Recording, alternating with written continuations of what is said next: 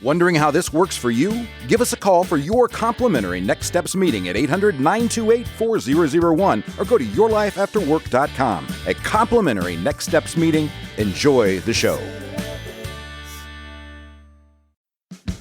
Since the 1980s and the advent of defined contribution plans and IRAs, you have been receiving statements that have come and said, here's how much you have in terms of assets. We have been trained to look at assets. As you start to prepare for retirement, I need you to understand it is no longer really about that asset. It's not the $1 million or $500,000 or $2 million account.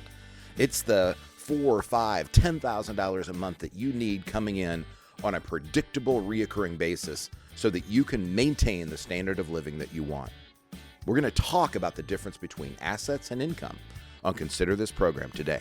Joseph Clark is a certified financial planner and the managing partner of the Financial Enhancement Group, an SEC-registered investment advisory service. This material is being provided for informational or educational purposes only and does not take into account the investment objectives or financial situation of any client or prospective client. Those seeking information regarding their particular investment needs should contact us or another financial professional. The opinions expressed were current at the date of taping but are subject to change without notice due to tax law changes or market, political, and economic conditions. The Financial Enhancement Group is an SEC-registered investment advisor. Securities offered through World Equity Group, Inc., member FINRA, SIPC. Well, good morning and welcome back to Consider This program. I am your host, Joe Clark. And I'm Jamie Burton. We are plumb tickled to have you all along with us. And Jamie, happy to have you here as well. Hey, we are working on the 7 things that you need to consider before retiring. We have a checklist you can get right off our website at yourlifeafterwork.com or just give us a call at 800-928-4001. Remember, if you're listening on WIBC or some of the other radio stations, you only get part of this show. So you really do want to go back, get to the podcast, Consider This program. Yes, you have to type in program. Sorry. There's about 6 or 7 other Consider This shows that are out there. So it's Consider This program. Happy to have you along. Also happy to answer your questions. yourlifeafterwork.com or 800-928-4001. Jamie is one of our senior advisors up in our Lafayette office. She's got her degree in financial planning from Purdue University and has been here with the Financial Enhancement Group for how long? 5 years? Yeah. It's just hard to imagine. That 5 years. Okay. Yeah. You know, we are blessed. She is one of the 38 people that we have on the team and one of our senior advisors. So we're happy to have her. So Jamie, tell me what is the difference between assets and income and what should people do about it?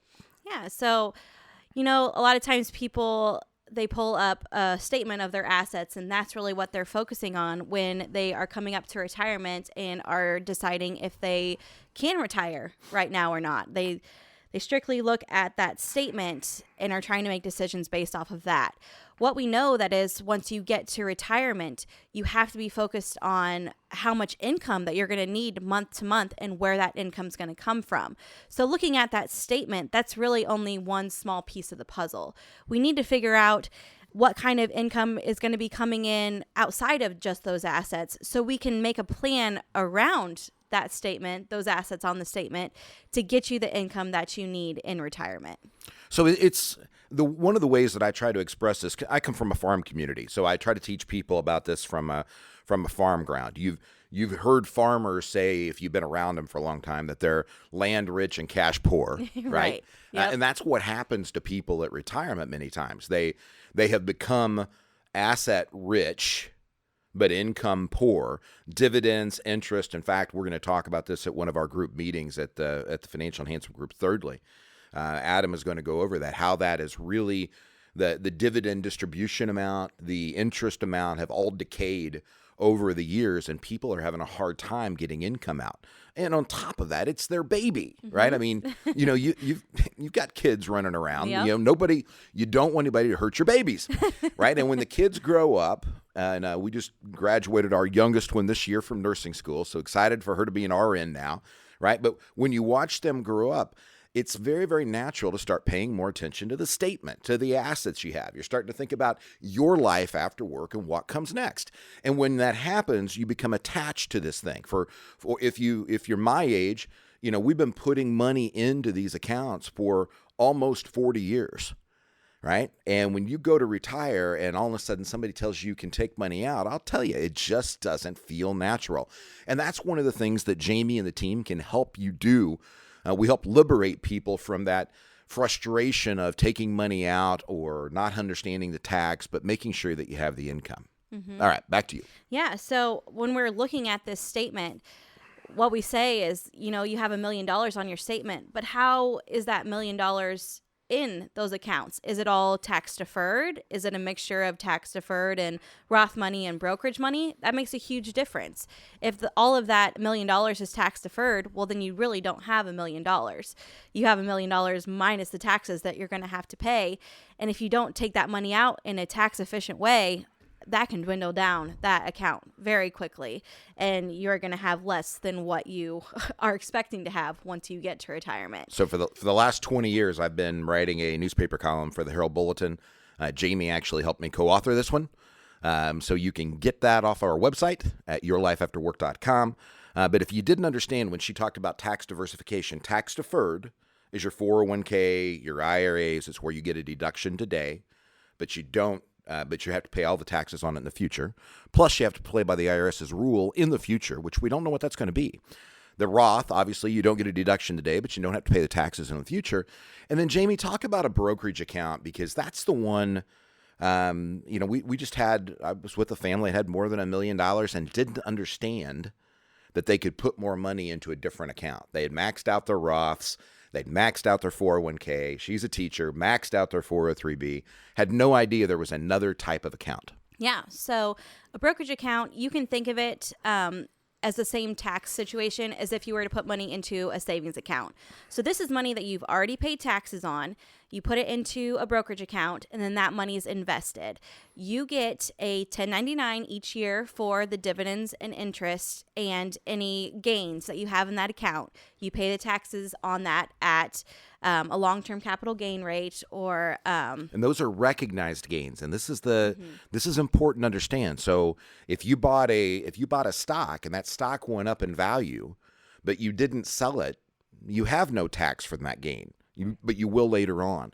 And so when we talk about charitable strategies, when Jamie has a next steps meeting with you and you guys sit down for 90 minutes, it's complimentary, right? She's going to give you things to consider today, things you're going to want to consider in the future. And if we choose to partner together, what the Financial Enhancement Group will do for you, and she'll put it into writing.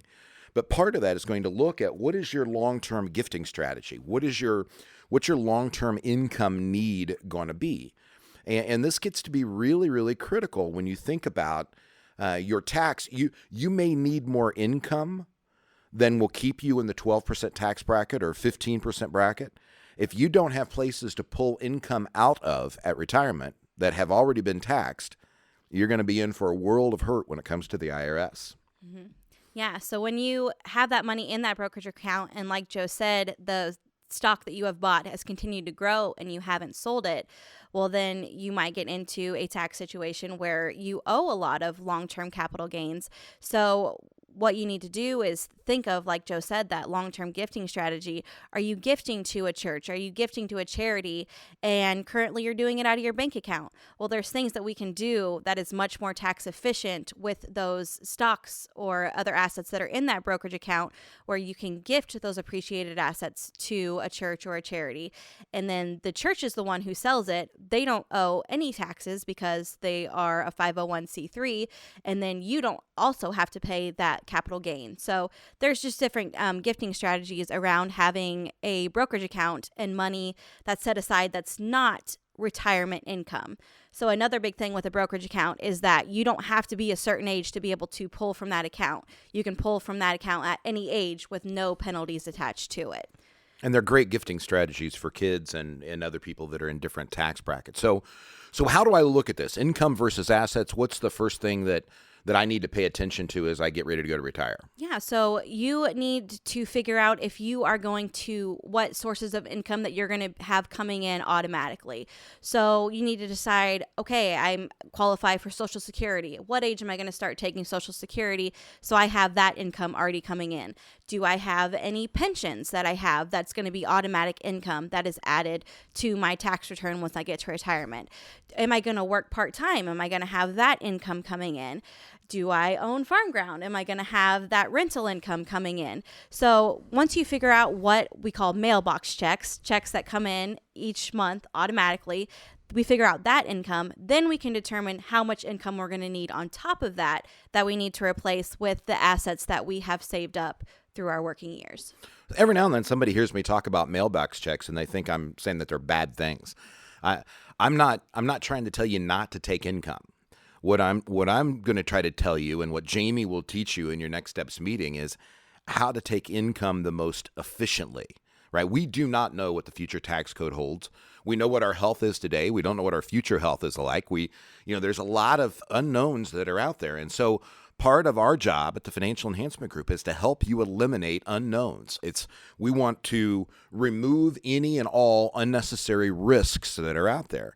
And so we tell people when to take Social Security based on what we know today, based on the current tax code, based on your health, based on your unique situation. It's not the same answer for everyone, but you take it partially based on how those other assets have already been accumulated and the tax diversification that you've built. So pay attention to that when she talks about it. Any last points you want to make on this one? Yeah, another part of the 5 critical elements that we need to look at when we're looking at income is based on the income that you need above those mailbox checks. Are your assets properly diversified, and are they making the right return to where they can withstand you withdrawing a certain percentage from your accounts to keep up with your standard of living?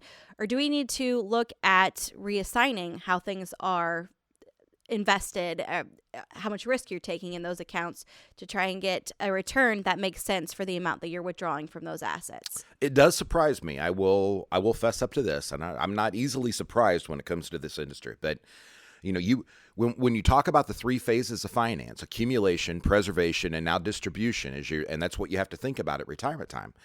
You're able to look at your statements and perhaps figure out an average rate of return that you've received for the last 10, 15, 25 years even. But remember, that average return was based on you being there beginning, middle, and end. That's what happens in the preservation stage of finance. And distribution, when you pull money out, it's not there to be able to grow back up when a market rebounds. And so you have to prepare to take a smaller percentage for distribution than what your average return was during preservation. And many people find that shocking. I've done this for a long time. I can walk you through the numbers. It's pretty simple to understand. Jamie, Dean, Aaron, Grant, Darren, they all are prepared for this. It's part of our team. It's what we do. But go to yourlifeafterwork.com. Get signed up for a next steps meeting. Jamie and the team will give you 90 minutes of their time to give you things you're going to want to consider today, to prepare for that retirement, that separation of service. She's going to give you things you're going to want to consider in the future. And if you choose to partner together, she'll tell you what FEG will do for you, and she will put it into writing. We have a 180-day commitment that we are very, very proud of, so that you know exactly what to expect, how we earn our keep, how you reduce fees, how you have a better tax plan, how you have a better control of risk and volatility, and how you can prepare for an inflationary world that just seems to be out there. Go to yourlifeafterwork.com or give us a call at 1-800-928-4001. Jamie and the team look forward to meeting you. Again, yourlifeafterwork.com.